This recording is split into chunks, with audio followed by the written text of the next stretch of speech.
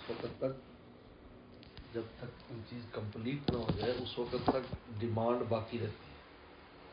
جیسے مکان بنا رہے ہیں, جو بلڈنگ یہ بلڈ کر رہے ہیں, تو جب تک کمپلیٹ نہیں ہوگی آپ کو کوئی نہ کچھ منگانی رہنے, تو سیمنٹ چاہیے, وہ فلاں لکڑی چاہیے, فلاں چاہیے, فلاں چاہیے.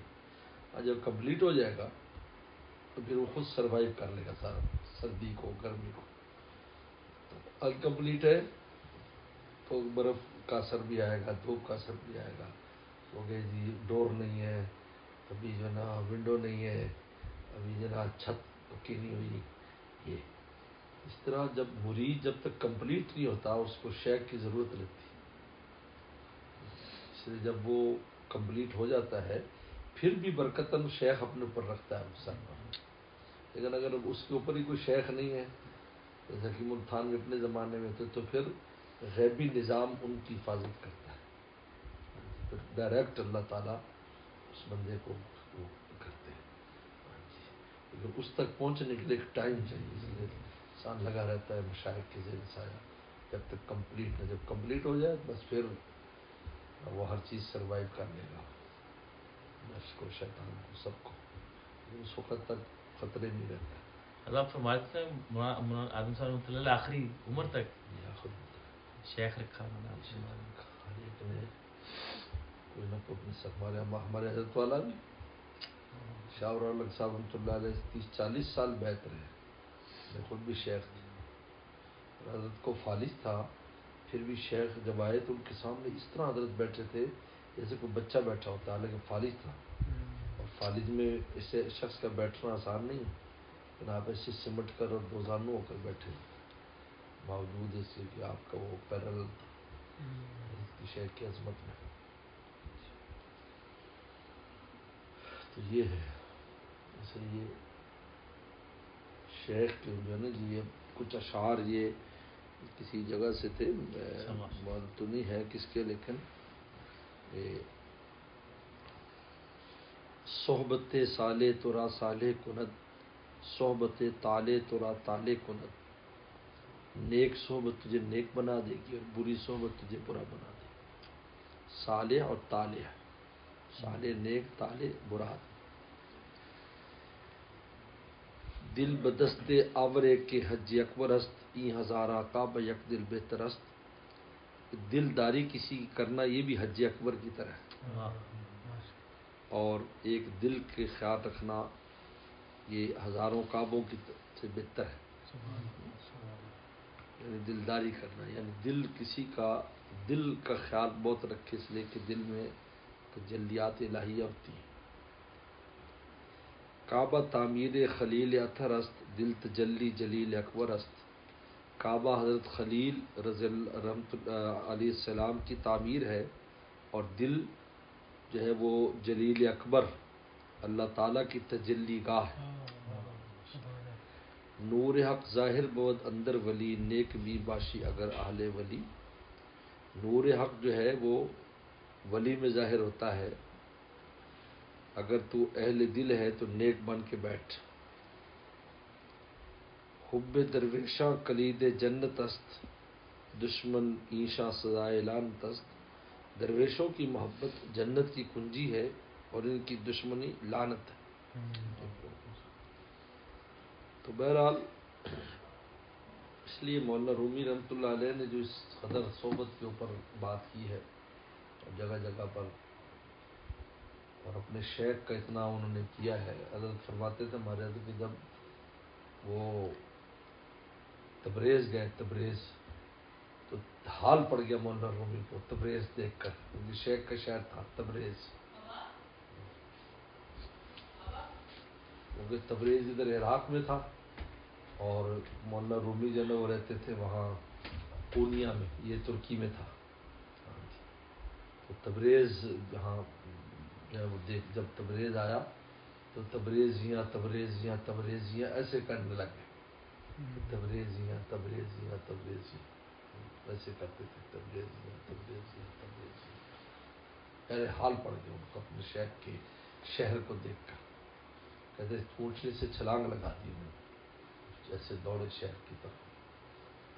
کیونکہ شیخ کے بہت بڑا احسان تھا، کیونکہ وہ تو عالم تھے اور علمی دنیا میں گم تھے. تو شمس الدین تبریزی آئے، ان سے ملاقات کی اور ان کو درد دل منتقل کیا، اللہ کی محبت منتقل کی. تو تب ان کو شب یہ جو الفاظ پڑھیں، ان الفاظ کی حقیقت کیا ہے.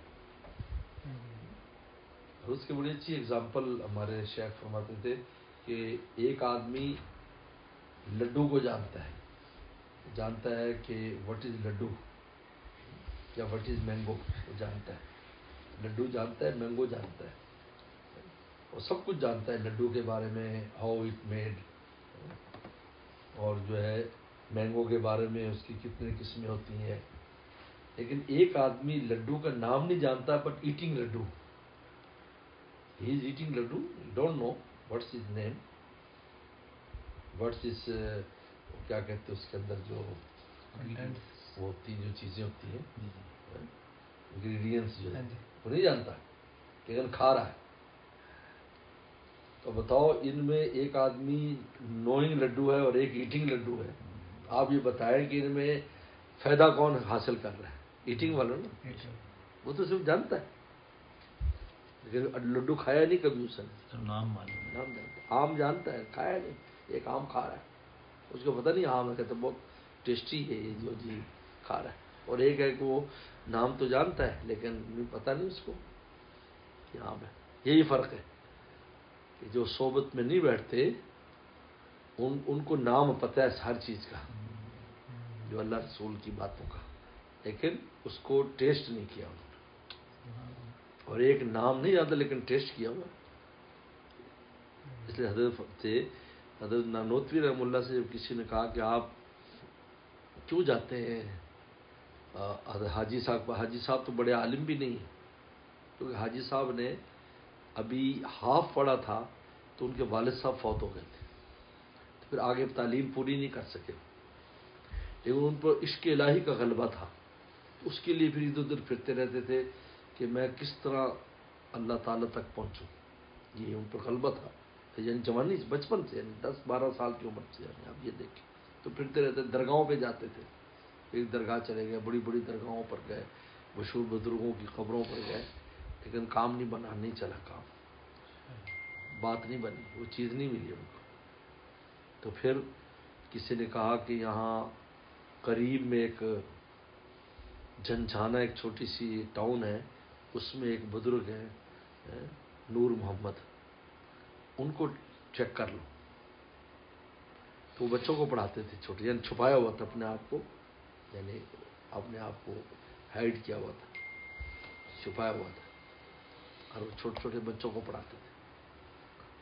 تو وہ جب ایسے دیکھا نا، اچھا ان کو خواب میں انہوں نے دیکھا تھا پہلے، حاجی صاحب نے بہت پہلے خواب میں دیکھا تھا یہ میرے شیخ ہیں، یعنی ان سے مجھے فائدہ ہو. جو ہی ان کو دیکھا تو پہچان گئی کہ یہی ہے. حالانکہ وہ قریب تھے تھانہ بھون سے، دور دور گئے، کبھی منزل قریب ہوتی بندہ دور چلا جاتا. تو وہ انہوں نے استقبال کیا اور کہا کہ امداد اللہ، تجھے اپنے خواب پر بہت یقین تھا. انہوں نے کہا کشف ہو. تو حضرت نانوتوی رحمہ اللہ سے کہا کہ وہ تو عالم بھی نہیں ہے پورے، اور آپ تو اتنے بڑے عالم ہیں، پورا ہندوستان آپ کو مانتا، تو آپ ان کے پاس کیوں جاتے ہیں؟ انہوں نے کہا کہ ہم لڈو کا نام جانتے ہیں، ان کی انگریڈینٹس جانتے ہیں، لیکن وہ لڈو کھاتے ہیں تو ہم لڈو کھانے کے لیے جاتے ہیں کہ انہیں کھانا ملتا ہے. یہاں تو نام ہے، علم تو نام کا نام ہے، علم سے چیز. اس لیے علم اگر مقرون بالعمل نہ ہو تو اس کا فائدہ نہیں ہوتا نا، اس لیے کہ ٹیسٹ نہیں. اس لیے میں شیخ فرماتے معلومات معمولات جب تک نہیں بنے گی کام نہیں بنے گا. معلومات معمولات جب تک نہیں بنے گی کام نہیں بنے گا. تو اس لیے بڑی اہم بات ہے یہ. صحبت سالے ترا سالے کنت، صحبت تالے ترا تالے کنت. نیک صحبت نیک کر دے گی. یعنی عجیب بات ہے کہ صحبت میں مفت میں چیز ملتی ہے. ایون دیکھا کچھ نہیں کرنا، بس آپ نے دل کے ساتھ اخلاص سے صحبت اختیار کرنی ہے، آپ کو سب کچھ ایسے ہی مل جائے. ورنہ جو محنتوں سے ملتا ہے وہ مفت میں ملتا ہے. جیسے میں نے کل اگزامپل دی تھی نا کہ وراثت مفت میں ملتی، کماتا باپ ہے اور جب چلا جاتا سارا مال پیچھے آ جاتا. بالکل اسی طرح محنتیں بڑوں نے کی ہوتی ہیں جس طرح بھی ہے، بس ان کے ساتھ چپٹنا ہوتا ہے، روحانی اولاد بننی ہوتی ہے تو وراثت آ جاتی ہے. صحابہ کرام نے ایسے لیا، مجاہدات بھی اگر انہوں نے کیے ہیں تو وسلم کی برکت سے کیے، ورنہ پہلے ہمت نہیں ہونی تھی ایسی. لیکن آپ کے ساتھ لگے تو ہمتیں پیدا ہوئی، آپ کی نگاہ پڑی تو ان کے اندر ایسا سٹرونگ کر دیا ان کو. حالانکہ غلام تھے لوگ سارے بڑے، حضرت بلال، سمیہ، یاسر، عمار بن یاسر، عمار، یاسر، یہ سب غلام تھے. شعیب رومی، سلمان فارسی. اب مجھے جو غلام اور سلیب ہوتا ہے وہ بریو کیسے ہو سکتا ہے؟ بالکل سلیب کا بریو ہو سکتا ہے؟ لیکن رسول اللہ کو ان پر نگاہ پڑی تو بادشاہوں کے سامنے کھڑے ہو گئے. بادشاہ بھی کچھ نہیں کر سکتے. یہ کس نے کیا؟ آپ کی نگاہ کا اثر ہے نا. اندر سے تو غلام سلیب ہے. سلیب تو بھیڑ بکری کی طرح ہوتا ہے. سلیب جو ہے وہ چیز کی طرح ہے، بیچ دیتے ہیں اس کو مارکیٹ میں، جیسے مارکیٹ میں چیزیں بکتی ہیں نا ایسے ہے. وہ خود بھی سمجھتے ہیں ہم نتھنگ. لیکن رسول اللہ کی نگاہ پڑی، یہی سلیب بادشاہوں کے سامنے کھڑے ہو گئے.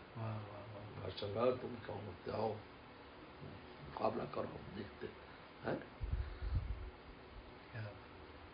یہ وسلم کی نگاہ اور صحبت کا اثر تھا، کہاں سے کہاں پہنچا دیا. ورنہ تو ایک آدمی سلیب در سلیب چلا آ رہا ہے تو وہ تو سوچ بھی نہیں سکتا کہ میں چیئر پر بھی بیٹھ جاؤں، سوچ بھی نہیں سکتا. لیکن اللہ تعالیٰ نے وسلم کی نگاہ کا اثر تھا. کہتے ہیں نگاہ نبی کا اثر دیکھ لیجئے، جو پتھر تھے ان کو گوہر دیکھ لیجئے، جو سٹون تھے وہ ڈائمنڈ بن گئے. اسٹون آپ کی نگاہ پڑی وہ ڈائمنڈ بن گئے.